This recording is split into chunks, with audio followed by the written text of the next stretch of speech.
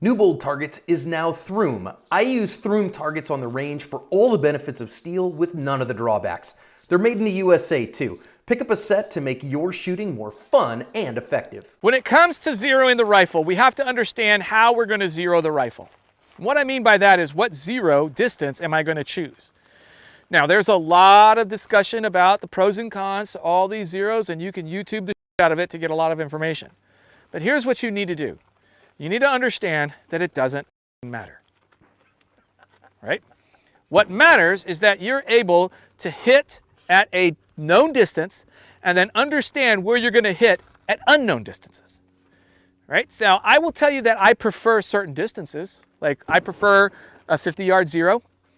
Technically, I prefer a 200-yard zero, but we don't have 200 yards.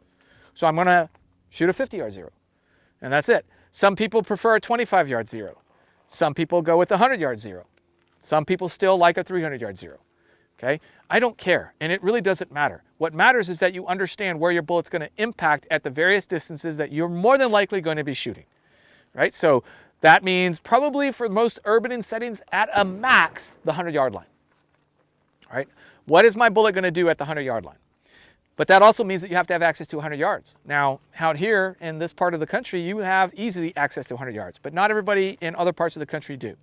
And that makes it difficult. So my comfort level with the 50-yard zero has only improved over the years. I've seen a lot of pros and cons to other zeros, but again, when I factor in logistics, because here's the thing, right? A lot of times people like to argue tactics. Right? And to be honest with you, that's so rookie. That's so JV. Professionals will argue logistics. Amateurs argue tactics. So with that being said, if I don't have access to a 50-yard line, I can tout all day long how nice a 200-yard line is, but it doesn't matter because I'm never going to shoot it. Right? And here's the thing. The further that distance, the more complicated it is to actually achieve a precise zero. Because as you increase distance, shooter error becomes more prevalent. So am I better off with a really tight 50-yard zero or a super loose 100-yard zero? Goes back to that discussion earlier that I want you to be precise. So if you're not skilled enough to shoot precisely at 100, then don't live the lie that a 100-yard zero is the best zero for you. Maybe a 25-yard zero is a better zero. And just knowing where you're going to hit at those other distances. All right, so let's talk about point-blank range. Because when you understand point-blank range, a lot of these zeros just really go, whatever, fine. So the first thing we need to talk about is that my target that I have to work with here is 8 inches. All right, so from the center of the target, from the bottom to the top, I've got 8 inches. From the middle to the top or the middle to the bottom, I've got 4 inches. So 4 inches is my magical number. That's the important number that I have to know. Because if I'm shooting at an unknown distance, target at an unknown distance, if I put my point of aim right here in the middle, my bullet's trajectory will hopefully be no higher than 4 inches and no lower than 4 inches. And as long as that's the case, I'm going to strike inside that 8 ring. That's hugely valuable because I don't have to do any math in my head. Right? I don't have to know exactly, precisely where that freaking bullet's going to hit at those intermediate distances. All I need to know is that my trajectory is never going to exceed 4 inches. And as long as I do my job of aiming correctly and pulling the trigger correctly, I'm going to strike somewhere inside of this. And this alone is the best part behind understanding point-blank range. Because what point-blank range means is that's the farthest distance that you can go before your bullet moves outside of 4 inches. Once it goes 4.5, 5 inches, you're now outside of your point-blank range, and now you have to hold or adjust your point of aim in order to generate a hit. And that's where you really have to understand holds and past experience.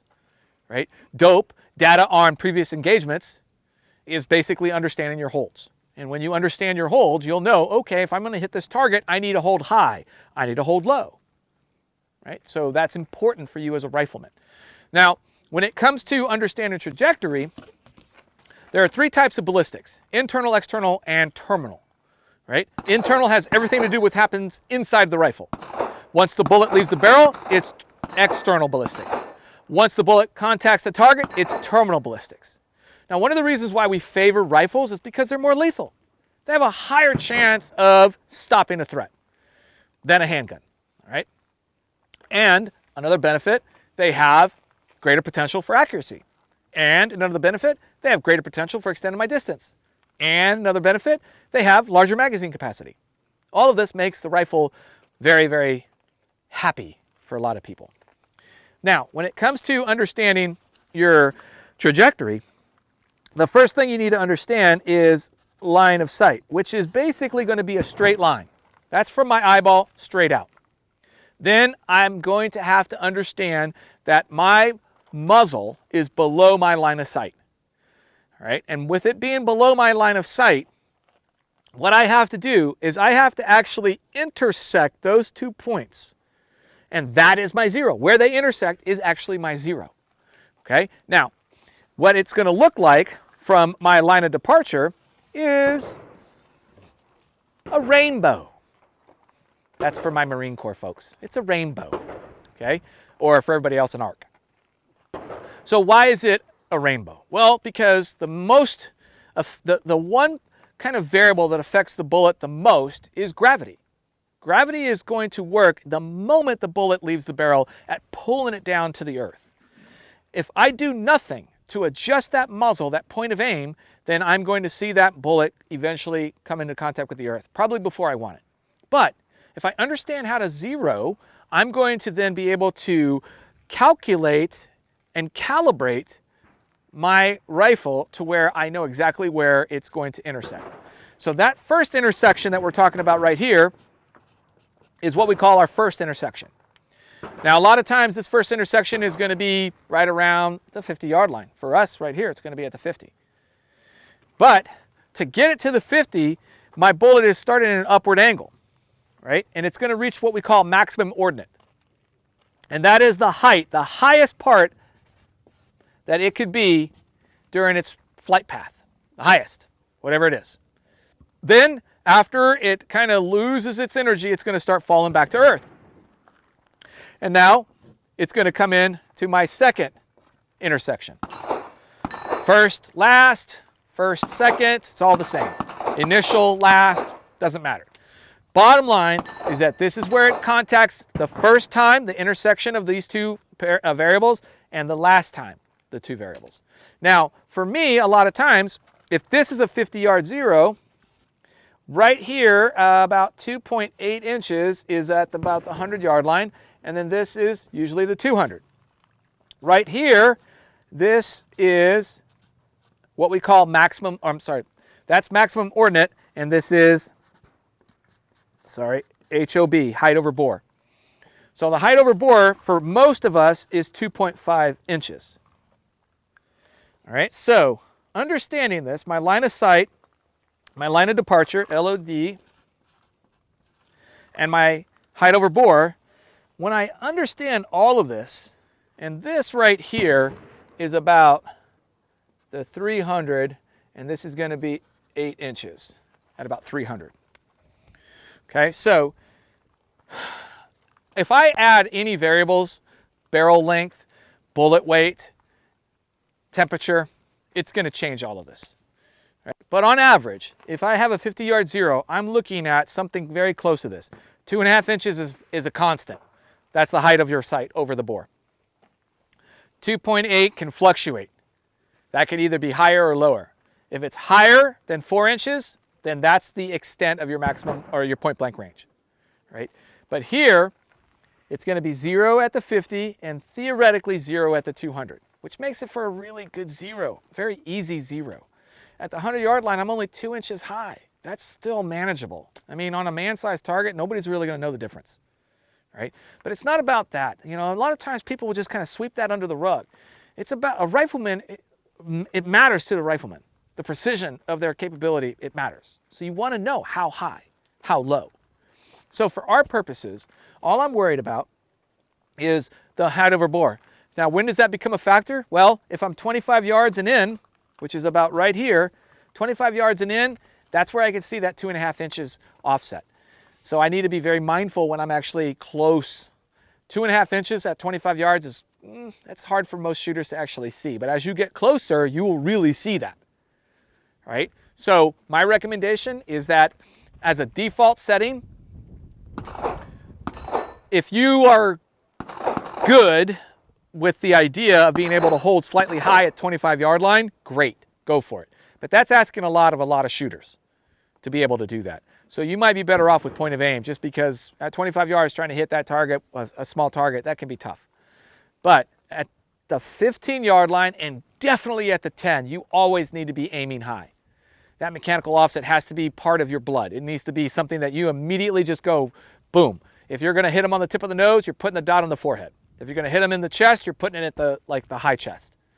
That way you're going to know always where that bullet's going to impact. So when we're talking about a red dot sight and a point blank range, even with a variable powered optic, there is still a point blank range. Because here's the thing, even if that has some sort of ballistic, like some BDC in there, that BDC is only made for that rifle with that ammo for that distance.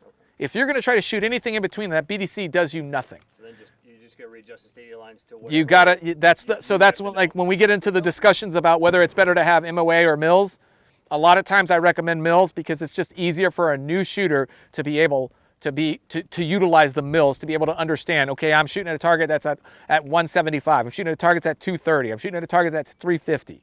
And not relying on those BDC. Those BDCs were designed around 62 grain bullet. You're firing a 77 grain bullet. Completely off. Not going to even come close in some cases, right? Barrel length is another thing. If you're not shooting a 16-inch barrel, you're shooting a shorter inch barrel, totally different, right? So I caution people against BDCs for that reason. And then for our purposes, any type of low-powered optic is always going to be zeroed at 100, just because that's kind of like, that's the bread and butter for a lot of them. I have two low-powered that are zeroed at different optics or different distances.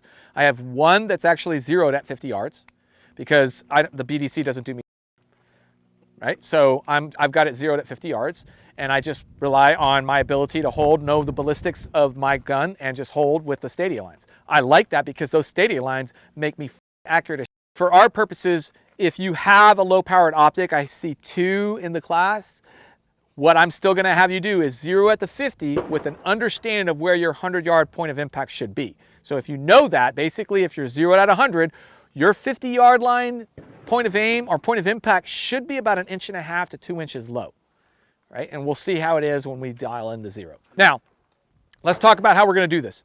This is a simple process. You got 5 rounds. You're going to load and make ready from a standing position. Once everybody's loaded, I'm going to have you get down into prone. I'm going to have you find your natural point of aim.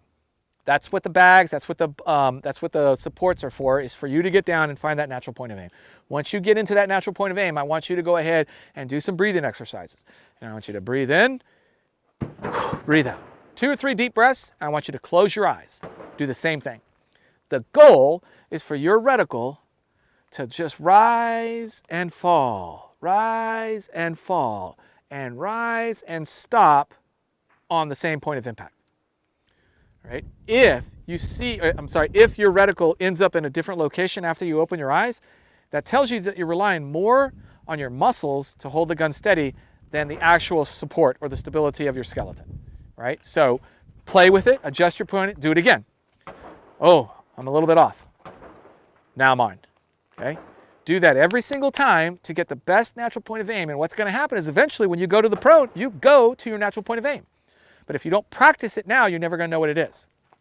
Okay? So natural point of aim is one of these things that it doesn't take a lot. Once you become seasoned, you don't like when you go to a prone, you go to your natural point of aim. Just how it works. We're going to fire the 5 rounds, upper left-hand dot. Once you have fired those 5 rounds, I want you to put the weapon on safe, remove the magazine, stay on the ground. Once everybody has completed the drill, I'll have you all recover at one time, and we will all go down together. Okay? Now, even if you know how to zero your optic, wait. Don't do anything until I get down there. We're going to go through the process. The process is simple. Shoot. Okay? Once we're done shooting, we're going to go down. Measure. We're going to measure the difference between your point of aim, point of impact. We're going to correct, or math basically. We're going to compute what we need to do for corrections. Then we're going to correct, then we're going to tape, and then we're going to repeat. Okay, that's the same thing that we're going to do each and every time. We're going to be uber consistent with how we do this, right? Because a rifleman, to be consistent is to be accurate. And to be accurate is nothing more than being consistent. Does that make sense? 50-yard line.